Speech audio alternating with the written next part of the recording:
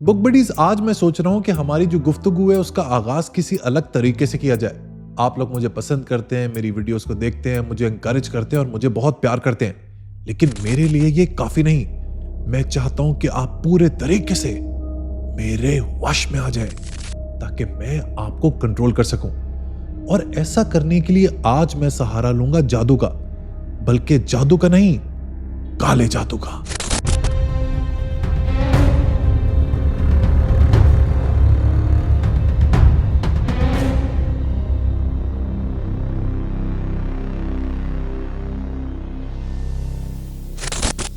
तो book buddies, आ गए आप लोग वापस। लगता है अब आप सब के सब वही करेंगे जो मैं आपको करने को कहूंगा, क्योंकि अब आप लोगों के ऊपर जादू हो गया है। दोस्तों, ये तो एक मजाक की बात थी, लेकिन होल्ड ऑन, क्या ये वाकई में मजाक है? ये जादू टोना, काला जादू, ब्लैक मैजिक, क्या ये वाकई में एग्जिस्ट करता है? क्या जादू के जरिए वाकई महबूब आपके कदमों में आ जाता है, आपको मनपसंद नौकरी मिल जाती है और आपको जिस किस्म की भी बीमारी हो, जादू के जरिए उसका इलाज किया जा सकता है? ये वो बातें हैं जिनके ऊपर लाखों करोड़ों लोग आज भी ईमान रखते हैं, यकीन रखते हैं। लेकिन दोस्तों, पिछली दफा जैसे मैंने जिन्नात का भांडा फोड़ा था ना, इस तरह आज मैं आपको इस ब्लैक मैजिक की भी हकीकत बयान कर दूंगा, जिसके बाद आपको ये मंत्र तंत्र और ये सब ड्रामेबाजी से बिल्कुल डर नहीं लगेगा। सो आए आज इस काले जादू की हकीकत जान लेते हैं।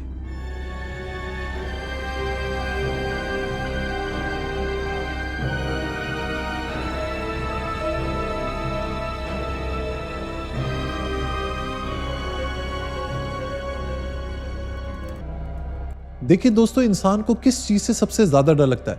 वो कौन सी चीज है जो इंसानों को सबसे ज्यादा खौफजदा करती है? इंसान को डर लगता है अनदेखे से, ऐसी चीजों से जो दिखाई नहीं देती, लेकिन उनके होने का यकीन वो बचपन से अपने अंदर पैदा कर लेता है। इंसान को उन आवाजों से डर लगता है जो उन्हें अनदेखे सायों की तरफ इशारा करती हैं। इंसान को उन कंडीशन से खौफ आता है जिसमें वो कुछ नहीं कर सकता, अपने आप को बेबस महसूस करता है, जहां उसका इल्म खत्म हो जाता है और उसे कोई रास्ता नजर नहीं आता। नजर आता है तो सिर्फ अंधेरा, और इसी अंधेरे की पैदावार है जिन्नात और जादू। इनका नाम सुनते ही हमारी हार्ट बीट तेज हो जाती है, घबराहट महसूस होती है और परेशानी होती है, क्योंकि हमें लगता है कि जिन्नात और जादू हमारी जिंदगी के ऊपर नेगेटिव इम्पैक्ट कर सकता है। पिछले हजारों सालों से इंसान इन चीजों से डरता आया है, इनसे बचने के लिए अलग अलग तरीके अपनाता आया है। कभी वजीफे करता है, कभी चिल्ले करता है, कभी कुरान शरीफ पढ़ के अपने आप को इस जादू टोने से बचाने की कोशिश करता है। आज भी लोग ब्लैक मैजिक, विचक्राफ्ट, इल्यूमिनाटी का नाम सुन के हैरान परेशान हो जाते हैं। और पाकिस्तान जैसे मुआशरों में जहां पर तोहम परस्ती, डॉगमेटिज्म इंतहाई पीक पर है, वहां पर लोग इस तरह की बातों के ऊपर बहुत जल्दी यकीन कर लेते हैं। लेकिन दोस्तों, ऑब्वियस सवाल यह बनता है कि क्या ये काला जादू वाकई में एग्जिस्ट करता है? इसी सवाल का जवाब मैं आज आपको इस वीडियो में दे दूंगा।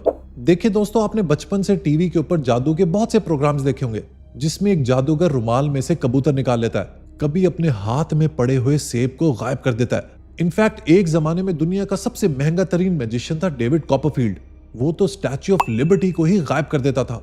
इसी तरह स्ट्रीट मैजिक के करतब भी आप लोगों ने बेतहाशा दफा देखे होंगे। ये सब दोस्तों कोई जादू नहीं होता, ये सब होती हैं टिप्स एंड ट्रिक्स। ये टेक्निक्स होती हैं जिनके जरिए इंसान को आंखों का धोखा दिया जाता है, और ये वाकई में एक स्किल है। लेकिन जब बात ब्लैक मैजिक की आती है ना, तो लोग परेशान होते हैं, क्योंकि उन्हें लगता है कि इस ब्लैक मैजिक के पीछे है शैतानी ताकतें। देखिए दोस्तों, काला जादू एक ऐसा अमल है जिसमें यूजुअली सुपर नेचुरल पावर्स को बुरे कामों के लिए इस्तेमाल किया जाता है। दुनिया के बहुत से हिस्सों में ऐसे लोग हैं जो इस बात पर यकीन रखते हैं कि हमारे आसपास कुछ लोग ऐसे होते हैं जिनके कब्जे में कुछ गैर फितरी कुव्वतें होती हैं। ऐसे ही शख्स को जादूगर कहा जाता है। लोग ये बात मानते हैं कि ये लोग एक इमोरल, एक एंटीवर्ल्ड, एक अंडरवर्ल्ड से ताल्लुक रखते हैं। ये अंडरवर्ल्ड बॉलीवुड की मूवीज वाला बदमाश कल्चर नहीं है, बल्कि ये अंडरवर्ल्ड वो है जो हमारी नजरों से ओझल है। ज्यादातर लोग समझते हैं कि इन जादूगरों के कब्जों में जिन्नात होते हैं, जिन्हें वो मौक्कल भी कहते हैं, और वो इन्हें खबरें पहुंचाते हैं कि कब कौन क्या कर रहा है, किसकी लाइफ में क्या चल रहा है। और जादूगर इन्हीं जिन्नात के जरिए लोगों के जहन को, उनके जिस्म को अपने कंट्रोल में कर लेता है, अपने वश में कर लेता है। ब्लैक मैजिक यानी काले जादू की रूट्स भी हमें एंशिएंट सिविलाइजेशंस में मिलती हैं। आपको याद होगा कि जिन्नात वाली वीडियो में मैंने आपको मेसोपोटामियन सिविलाइजेशन के बारे में बताया था। ये वो तहजीब थी जिनका सुपर नेचुरल फोर्सेस पर भरपूर ईमान था। जब आसमान पर बिजली चमकती, तूफान या आंधी आती या फिर कोई बहुत सख्त बीमार हो जाता, तो इन लोगों को लगता कि इसके पीछे ईवल फोर्सेस का काम है। इन लोगों का इन शैतानी कुव्वतों पर इतना यकीन था कि ये लोग चाहते थे कि किसी तरीके से, किसी जादू टोने से, किसी मंत्र से वो इन सुपर नेचुरल फोर्सेस को कंट्रोल कर सकें। इंटरेस्टिंगली ये लोग समझते थे कि हर चीज के अंदर ना एक रूह है। पत्थर में, पानी में, हवा में, इंसान के जिस्म में, हर एक के अंदर एक रूह है। और अगर इंसान इस रूह को खुश कर ले तो वो दुनिया में कुछ भी कर सकता है। और अगर इसी रूह तक इंसान को एक्सेस मिल जाए तो इसी का इस्तेमाल करके इंसान दूसरे लोगों के ऊपर जादू, इनफैक्ट काला जादू कर सकता है। लोगों के अंदर जिन्नात और सुपर नेचुरल फोर्सेस का बढ़ता हुआ डर देखकर लोगों ने उसका फायदा उठाना शुरू किया। वो कहते हैं ना कि डराने वाले की ग़िज़ा आपका डर है। आप जितना डरेंगे, डराने वाला आपको उतना ही परेशान करेगा।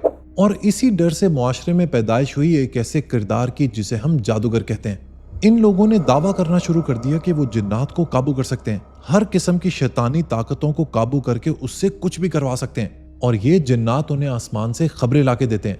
बस फिर क्या था, लोगों ने अपने हर मसाइल के लिए इन जादूगरों को कंसल्ट करना शुरू किया। किसी को तकलीफ पहुंचानी होती तो जादू का सहारा लिया जाता, किसी लड़की को हासिल करना होता तो जादूगर के पास जाया जाता, माल और दौलत हासिल करनी होती, कामयाबी हासिल करनी होती तो उसका इलाज भी जादू बन गया। यहां तक कि अगर किसी को मरवाना होता तो ये काम भी जादूगरों ने करना शुरू कर दिया। एंशिएंट सिविलाइजेशन से ये जादू और जिन्नात के कॉन्सेप्ट्स पूरी दुनिया में फैलते चले गए। हर कल्चर ने इसको अपने तौर पर अडॉप्ट कर लिया। कुछ लोगों ने इसे विचक्राफ्ट कहा, कुछ लोगों ने इसे सॉर्सरी कहा, कुछ लोगों ने ब्लैक मैजिक। और कुछ मुआशरे जहां पर अक्ल, समझ और तालीम की कमी थी, जैसे कि पाकिस्तान और इंडिया, वो तो इस अमल को लेकर बिल्कुल ही दीवाने हो गए और इन लोगों ने इसको ब्लैक मैजिक यानी कि काला जादू कहना शुरू किया। आजकल तो ये जादू और काला जादू पूरी एक पैरेलल इंडस्ट्री बन चुकी है। इसका एक अलग ही बिजनेस मॉडल है जहां पर अलग अलग जादुओं के अलग अलग रेट्स हैं। तलाक करवाने का रेट, अबॉर्शन करवाने का रेट, किसी का रिश्ता रोकने का रेट, खानदानों में लड़वाने का रेट, लोगों में अपना इन्फ्लुएंस बढ़ाने का रेट, हर चीज का एक अलहदा दाम है। और जानते हैं कि किस जादू का सबसे ज्यादा रेट है? उस जादू का नाम है सहरे इश्क। सहरे इश्क वो जादू है जो तारीख में सबसे ज्यादा मर्दों ने इस्तेमाल किया। ये जादू अक्सर हसीन और खूबसूरत औरतों को पाने के लिए किया जाता है। कहा जाता है कि जब कोई मर्द किसी औरत को हासिल नहीं कर सकता तो वो उस पे सहरे इश्क करवाता है। और ये जादू इतना ताकतवर है कि वो औरत उल्टे पांव चलती हुई उस मर्द के पास आ जाती है। खैर, काले जादू के हवाले से रिलीजियस पॉइंट ऑफ व्यू की बात की जाए तो चाहे वो क्रिश्चियनिटी हो, जुडाइज्म हो या इस्लाम, ये सब मज़ाहिब उन तमाम लोगों से दूर रहने की तलकीन करते हैं जो ये दावा करते हैं कि उनके पास इल्मे गैब है। क्रिश्चियनिटी में इसकी तारीख के बारे में बात की जाए तो उस जमाने के लोग ना अलग अलग फोक स्टोरीज पर बिलीव करते थे। उस जमाने के क्रिश्चियन कल्चर में विच क्राफ्ट का कॉन्सेप्ट डीपली रूटेड था। वो लोग समझते थे कि जादूगर रात को उड़ते हैं, अपनी शक्लें बदलते हैं, यानी कि कोई नया रूप इख्तियार कर लेते हैं। वो ये भी समझते थे कि ये जादूगर मुर्दों से बात करते हैं, उनसे राब्ते में है। खवातीन तो खास तौर पे इस विच क्राफ्ट का शिकार थीं।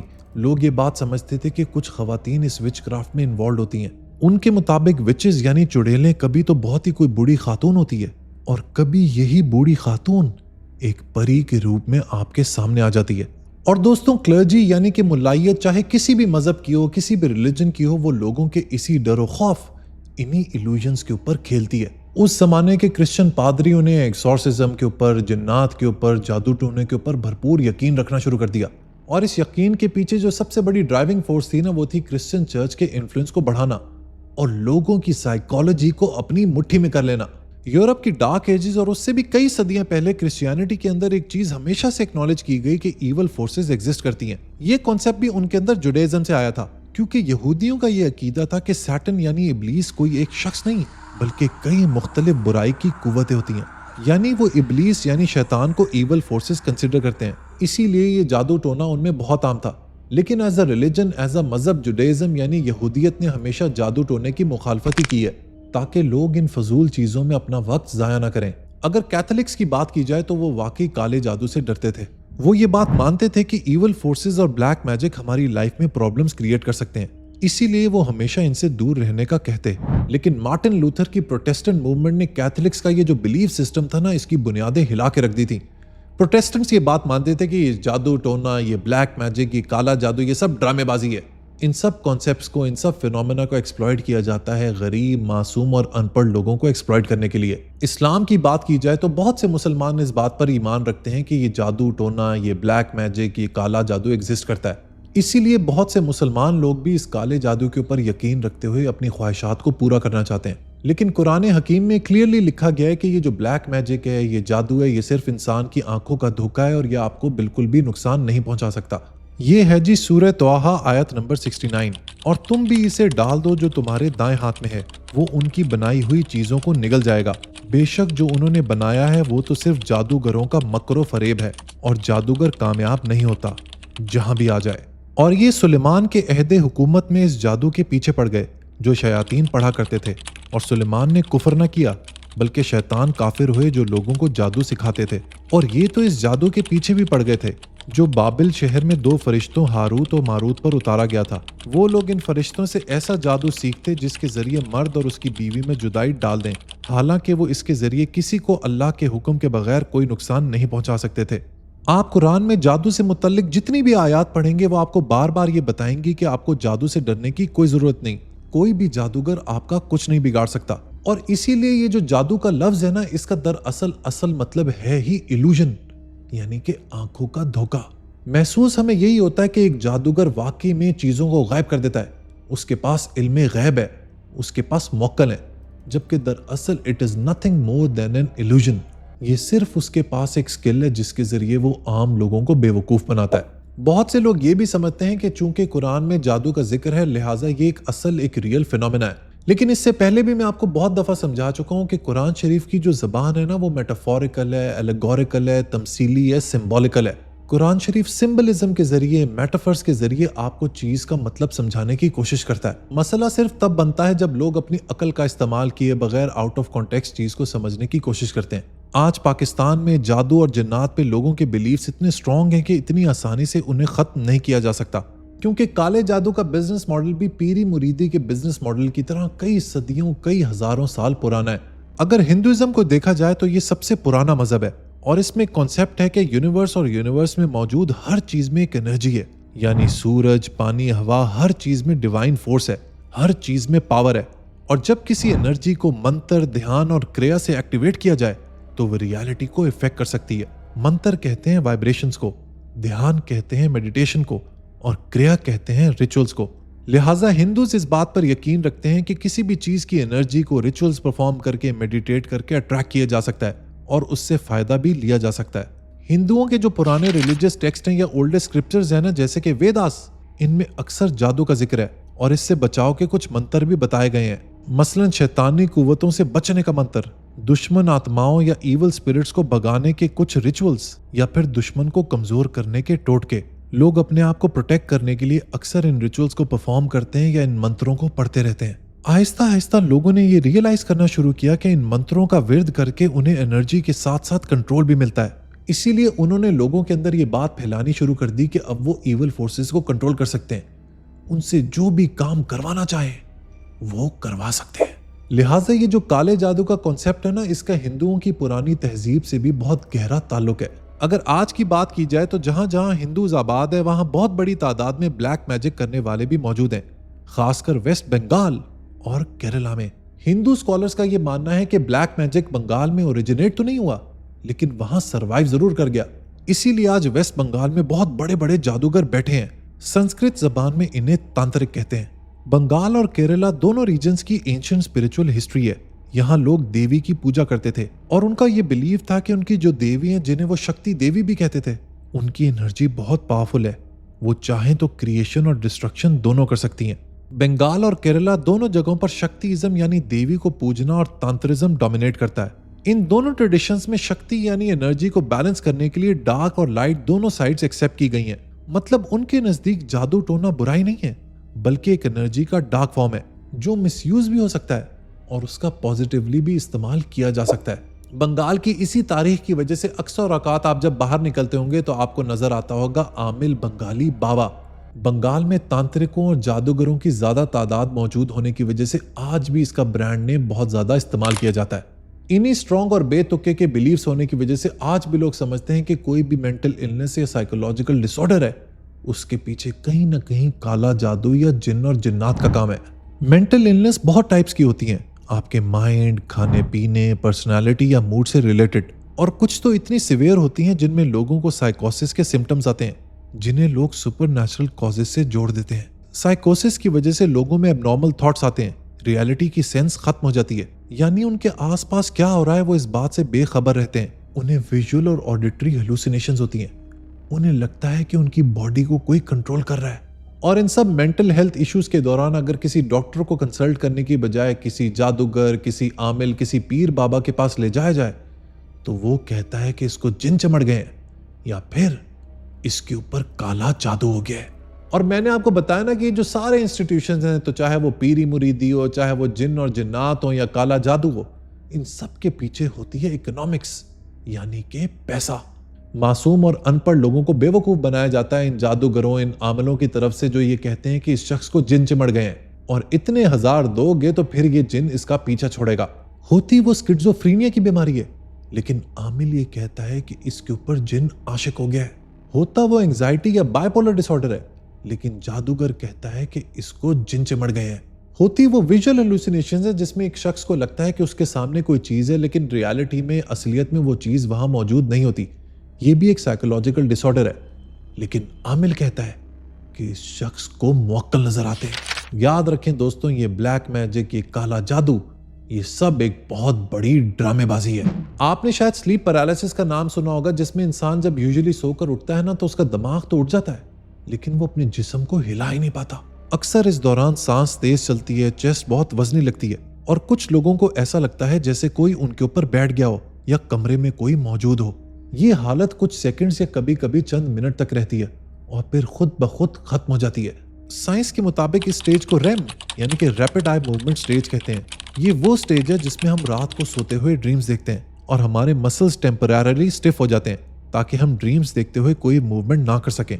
इस स्टेज में हमारा ब्रेन भी स्लीप मोड पे होता है, लेकिन अक्सर ये सिंक्रोनाइजेशन बिगड़ जाती है। ब्रेन स्लीप मोड से जल्दी बाहर आ जाता है और मसल्स बाद में, इसीलिए हम चाह कर भी अपनी बॉडी मूव नहीं कर पाते। लेकिन दोस्तों, पाकिस्तान जैसे मुआशरों में साइंस और टेक्नोलॉजी की बजाय जो जिन्न और जिन्नात जैसी बेवकूफ़ी है ना, उनके ऊपर ज्यादा ईमान रखा जाता है। लोग इस स्लीप पैरालिसिस को समझ बैठते हैं कि इसको जिन चिमड़ गए हैं, इसके ऊपर किसी आसेब का साया है, और फिर उस शख्स को बाबों के, आमलों के, जादूगरों के चक्कर लगवाते हैं और उसकी जिंदगी बर्बाद कर देते हैं। इसके बाद एक और पर्सनैलिटी का डिसऑर्डर है, जिसके बारे में पाकिस्तान में ये गुमान किया जाता है कि ये भी जादू और जिन्नात का नतीजा है। इसे अक्सर डिसोसिएटिव आइडेंटिटी डिसऑर्डर या फिर आम जबान में स्प्लिट पर्सनैलिटी कहा जाता है।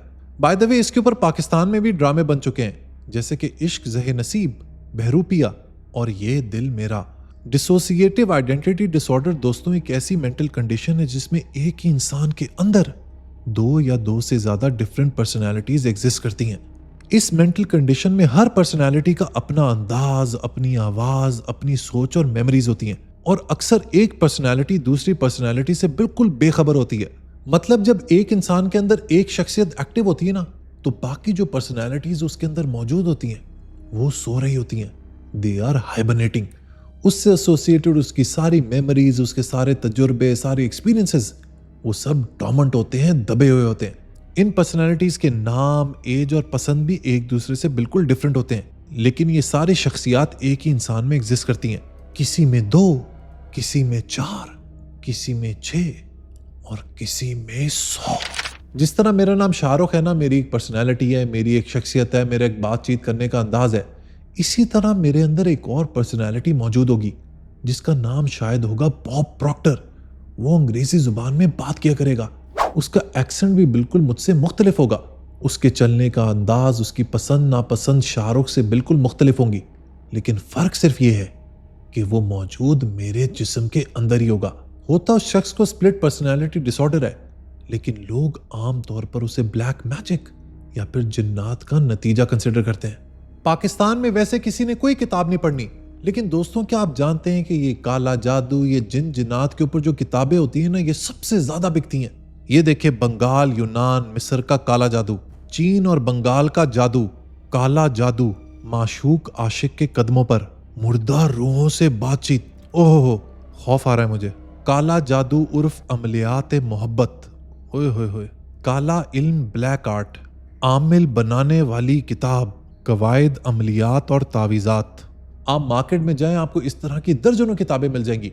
लेकिन दोस्तों, मेरा आपको ये मैसेज है कि ये सब ड्रामेबाजी है, दो नंबरी है, इस तरह की कोई चीज एग्जिस्ट नहीं करती। ये पुराने जमाने की किस्से कहानियां हैं जिसमें अनपढ़ और इनोसेंट लोगों को बेवकूफ बनाया जाता था इन जादू, जिन और जिन्नात की कहानियां सुना के। आप जरा सा अपने जहन का, रैशनैलिटी का इस्तेमाल करेंगे ना, तो आपको अंदाजा हो जाएगा कि nothing of this sort exist. ये इंसान के डर का नतीजा है। अक्सर औकात हम लोग इस इल्म गैब, इस जादू टोने, इस काले जादू के चक्कर में फंस जाते हैं because we are uncertain about our future. हम लोग अपने मुस्तकबिल को लेकर डर का शिकार होते हैं, और ये डर ही हमारे अंदर इस फीलिंग को पनपता है, नर्चर करता है, जन्म देता है कि जादू के जरिए हम अपने मुस्तकबिल को बदल सकते हैं या किसी से बदला ले सकते हैं। पाकिस्तानियों को, इंडियंस को मेरा मैसेज ये है कि वक्त आ गया है कि अब साइंस और टेक्नोलॉजी के जरिए हम अपनी किस्मतों को बदलें rather than going to an आमिल बाबा। हमेशा की तरह मेरा आपको मैसेज ये है कि अगर आपने अपनी जिंदगी की डायरेक्शन को बदलना है ना, तो वो होगा सिर्फ आपकी मेहनत से, आपकी कमिटमेंट से, आपकी लगन से। इन पीर बाबों, इन जादू, जिन जिन्नात के चक्करों में ना पड़ें।